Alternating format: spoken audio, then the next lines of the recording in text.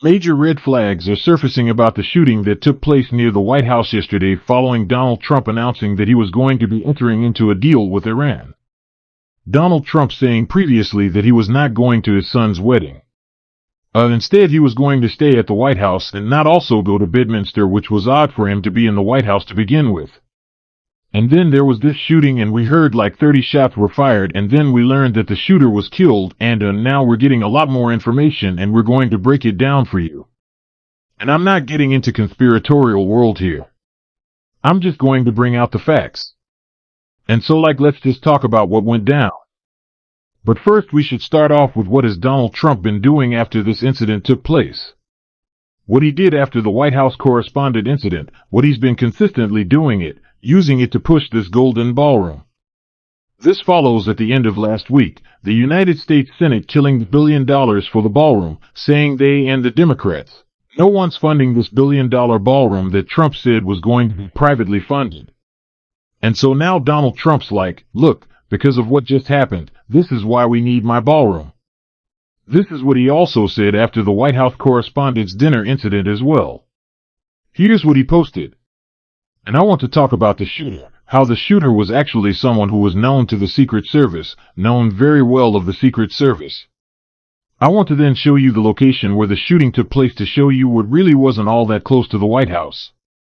Then I want to show you some other red flags. And I want you to assess this for yourself. And again, we're not veering off into conspiratorial land. We're just going to go fact by fact. Here's what Donald Trump posted late last night about 12:23 a.m. his time. This is what he posted. Thank you to our great Secret Service and law enforcement for the swift and professional action taken this evening against a gunman near the White House who had a violent history and possible obsession with our country's most cherished structure. The gunman is dead after an exchange of gunfire with Secret Service agents near the White House gates. This event is 1 month removed from the White House Correspondents' Dinner shooting and goes to show how important it is for all future presidents to get what will be the most safe and secure space of its kind ever built in Washington, D.C. The national security of our country demands it again. He's pushing Paul the Boar for the ballroom. You'll recall during the White House Correspondent Dinner incident he immediately started posting "We need a ballroom." Then all of his influencers posted the MAGA influences ballroom, ballroom, ballroom, ballroom. Then he filed legal documents in a case where he was banned from building the ballroom, although that order stayed pending the ruling by the D.C. Circuit Court of Appeals. And then this motion said, because of the shooting that took place at the White House Correspondents' Center, this ballroom is needed to protect the national security of this country. And so now that the Senate has killed the golden ballroom, Donald Trump is now using this incident saying, look, another assassination attempt. Look, we need a golden ballroom. Let's dig in. Let's get into the facts. Let's do what we do here at the Midas Touch Network. So, the suspect in the shooting who was killed near the White House, not on the White House, near but not all that close. I'll show you where it was in a second. 21-year-old named Nasir Beth. He was someone who believed that he was Jesus Christ. He was someone who suffered from very serious mental illness. He was pronounced dead at the George Washington University Hospital. He was known to be in this area for this D.C. area for about 18 months, and he would frequently go to the White House and make threats against the Secret Service there. They knew this guy, and they knew him to be someone who suffered from mental illness and real kind of serious delusions. There was another incident in July 2025 where he tried to get entry into the White House and was arrested nearby, and he would always say, "I'm Jesus. Let me in." And this happened not just that July, this happened quite frequently with this guy. And they knew him.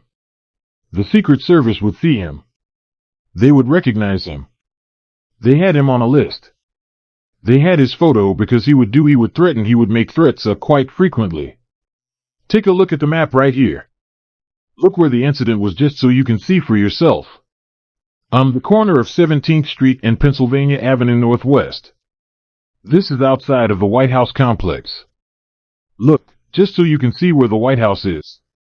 Where the White House is. Look where the marker that is right here that you can see that he was pretty far away. From where the White House is to where he was, there was multiple buildings that are in front of him. And so, this wasn't actually all that close to the White House. But again, the way it was being represented was that this was like right there on the White House. And look, you could clearly hear the sounds of shots fired because overhead those 30 shots that you heard were the snipers, and other Secret Service who were shooting from the White House out. But in terms of the guy, he apparently shot maybe a few times, at the Secret Service and that's basically the incident. There's someone else who was seriously injured as well in this incident. And I'll share this with you right here just so you can see the 3 reporters. This is where they heard the shots fired. But the shots fired that they hear, that's actually coming from the Secret Service is where that shots are being fired. Here, play this clip. What is that? What was fascinating is what was going on at TV at that exact moment on state regime media which called itself Fox. What were they reporting at that time? They were reporting that Donald Trump's deal with Iran is terrible and they were being very critical. This is what was going on state regime. Let's play this clip. It feels like we're back to square one. So I think that's going to be an important component.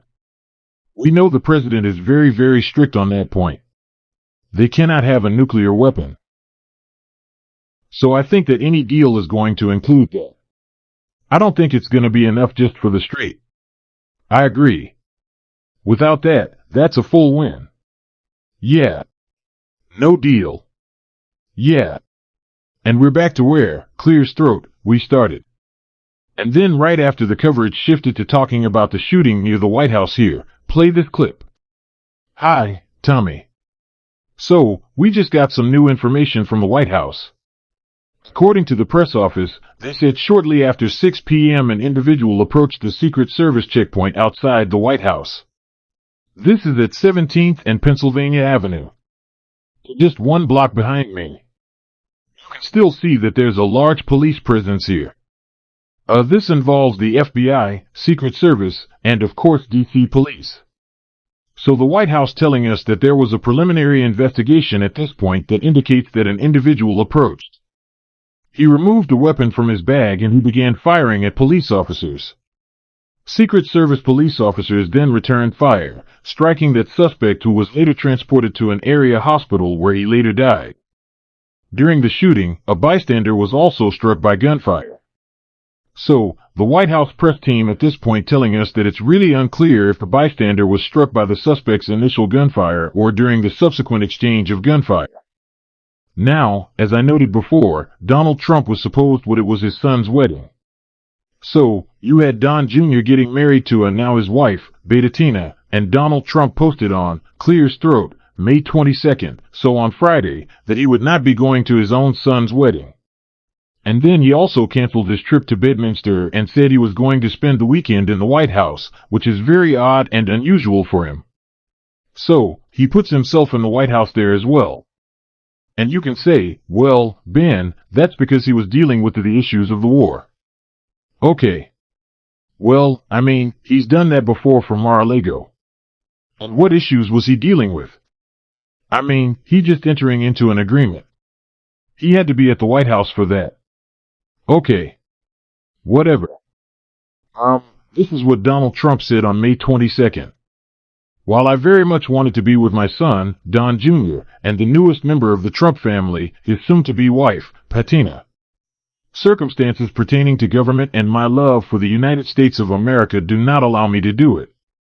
I felt it's important for me to remain in Washington, D.C. at the White House during this important period of time. Congratulations to Don and Betatina. Just also notable to that Betatina's dad, Epstein class guy. So, her dad was a guy her dad died a while back, but her dad was a banker named Harry Ly Anderson. She's Betatina Anderson.